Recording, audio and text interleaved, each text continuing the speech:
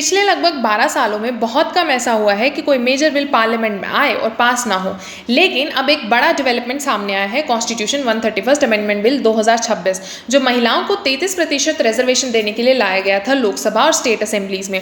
लोकसभा में ये bill pass नहीं हो पाया। 528 मेंबर्स प्रेजेंट थे, जिनमें से सिर्फ 298 ने फेवर में वोट किया, जबकि 230 ने अपोज किया। लेकिन कॉन्स्टिट्यूशन अमेंडमेंट बिल को पास करने के लिए चाहिए होता है 2/3 ऑफ द मेजोरिटी, तो इस केस में वो पूरी नहीं हो पाई, जिसका सीधा मतलब है कि ये बिल डिफीट हो गया। हालांकि एक बात बिल्कुल क्लियर है कि 2023 का विमेंस रिजर्वेशन लॉ अभी भी वैलिड है। और अब समझते हैं कि ये बिल इतना इंपॉर्टेंट क्यों था।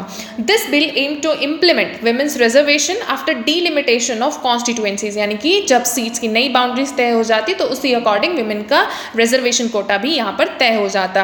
अब थोड़ा समझते हैं constitutional amendment process. Article 368 of the Indian constitution deals with the power of parliament to amend the constitution. तो पार्लियामेंट अमेंड कर सकती है by addition, variation and repeal. अब बात करते हैं टाइप्स ऑफ अमेंडमेंट की। सबसे पहले आता है सिंपल मेजॉरिटी। कुछ प्रोविजंस जैसे स्टेट बाउंड्रीज, सिटीजनशिप, इलेक्शंस, इनको अमेंड किया जा सकता है सिंपल मेजॉरिटी से, यानी more than 50% of the members present and voting. Second आता है हमारे पास special majority. Most constitution amendments pass होते हैं majority of total membership plus 2/3 of the members present and voting से। थर्ड हमारे पास कैटेगरी आती है special majority plus state ratification.